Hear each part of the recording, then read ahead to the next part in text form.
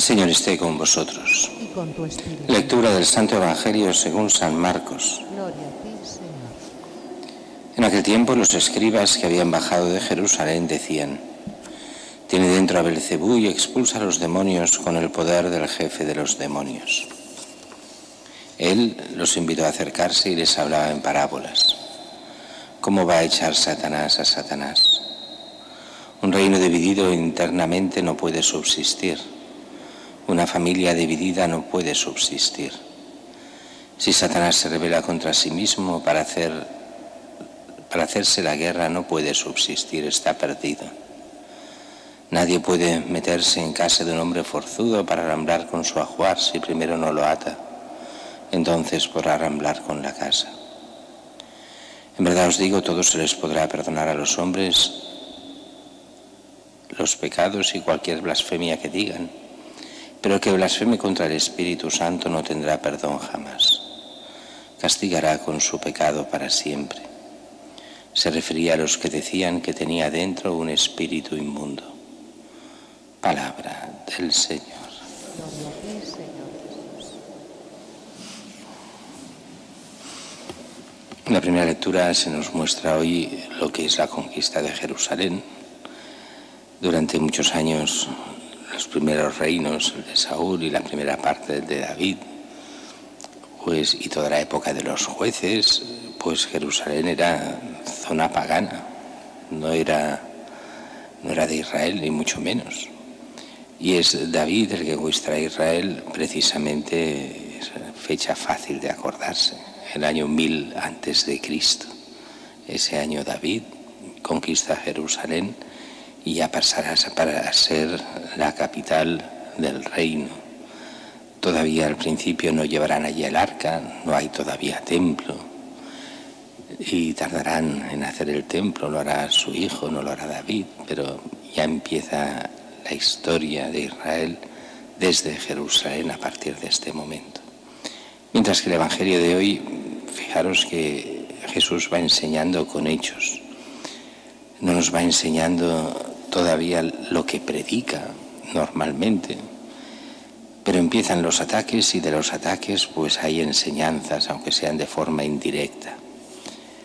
Atacan a Jesús porque han de reconocer que hace milagros, y hay dos formas de hacer milagros, o vienen de Dios o vienen del maligno. Recordemos que incluso nos avisa el mismo Apocalipsis que también el diablo puede hacer milagros y habrá milagros del maligno, y que a la gente le que dejarán boquiabierta. Pues es lo que pasa con Jesús. Empiezan a esparcir la voz de que, de acuerdo, sobre todo los escribas y los fariseos, Jesús, de acuerdo, hace milagros, son indiscutibles. ¿Pero por qué? Porque los hace con el poder del diablo. Así que Jesús es, no que sea un diablo, pero sí influenciado por el poder del diablo, puede hacer lo que hace. Y entonces aquí empieza esta forma curiosa, esta enseñanza de Jesús. Si tiene dentro a Belcebú y expulsa con el poder de los demonios, a los mismos demonios. Cosa extraña, ¿cómo sacarás a los demonios si tienes el poder de Belcebú? Y entonces viene esta mínima reflexión, menos importante, más importante el final. ¿Cómo echará Belcebú o Satanás a Satanás? Si el reino está dividido, se ha acabado el reino. Si una familia está dividida, se ha acabado la familia. Si Satanás se rebela contra sí mismo, está perdido. Nadie puede meterse en casa de un hombre forzudo para hablar con su ajuar si primero no lo ata. Entonces, si has de ir contra Satanás mismo, desde Satanás, no se entiende. Y entonces viene la enseñanza más propia de este Evangelio. En verdad os digo, se puede perdonar a los hombres todos los pecados y cualquier blasfemia. Pero el que blasfeme contra el Espíritu Santo no tendrá perdón jamás. Cargará contra su pecado para siempre. Y eso podría parecer que fuese contra la misma enseñanza de Jesús, aparentemente. ¿Cómo? Si viene a perdonar los pecados, si perdona todos los pecados, ¿cómo es que hay un pecado que no se puede perdonar? Y dice, se refería a los que decían que tenía dentro un espíritu inmundo. Para entenderlo bien desde nuestra visión más racional que la oriental, no que Jesús tiene todas las visiones que haga falta. La mentalidad es muy clara. Si te pones contra la verdad, si tú ves lo que es la verdad y te pones en contra directamente y no dejas que la gracia entre, sino que mientes descaradamente para no aceptar la verdad, ¿cómo te podrás salvar? ¿Cómo se te podrá perdonar? Si tú lo que haces es transformar el mal en bien y el bien en mal, ¿cómo te podrás salvar? Y eso lo vemos con un ejemplo muy, muy de hoy. Porque el Evangelio se repite constantemente, no es una cosa que pasó hace 2000 años, sino que lo que enseña Jesús se va repitiendo de generación en generación. ¿Cuántas veces hablamos con gente, o lo vemos en los diarios, o en la televisión, o en donde sea? O la iglesia es muy mala. Qué malos son estos que rezan para que las mujeres no aborten, han de ir a la cárcel, son gente muy mala. Qué mala es la iglesia. En la iglesia todos los curas son pederastas. ¿Cuántas veces lo hemos oído? Todo lo que venga de Dios es malo.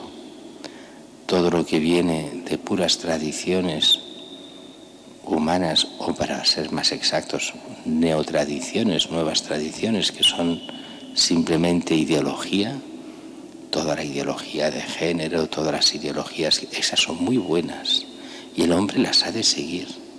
Todo lo que es de Dios es muy malo, es esta. Esto es lo mismo. Lo de Jesús tiene el demonio dentro. ¿Cómo se van a salvar si rechazan la salvación? Si solo quieren vivir según el mundo, si Dios lo quieren fuera de todo.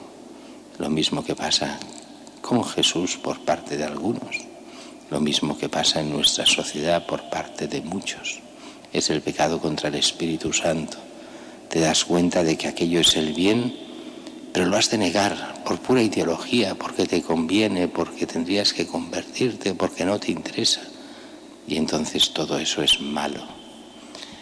Esa blasfemia contra el Espíritu Santo. Lo que es de Dios es del diablo. Lo que es del diablo es lo bueno. Entonces vamos mal. ¿Y por qué digo lo que es del diablo es lo bueno? Porque el diablo lo que quiere es que nos alejemos de Dios.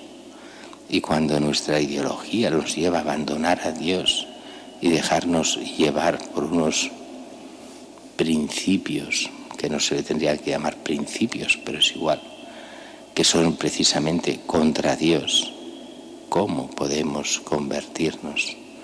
¿Cómo podemos cambiar? ¿Cómo podemos salvarnos? Solo si renunciamos, como se nos dice en el bautismo y como nos pide el bautismo, cuando renunciamos al mal, cuando renunciamos al pecado, cuando renunciamos al diablo. Pero qué difícil es si seguimos las ideologías y abandonamos a nuestro Señor. En el fondo nos vuelve a decir lo mismo: confiad en mí. Toda aquella devoción de la divina misericordia, Jesús, en vos confío, en el fondo es contra esta mentalidad. Nos quieren hacer ver que Jesús es el malo cuando es el bueno.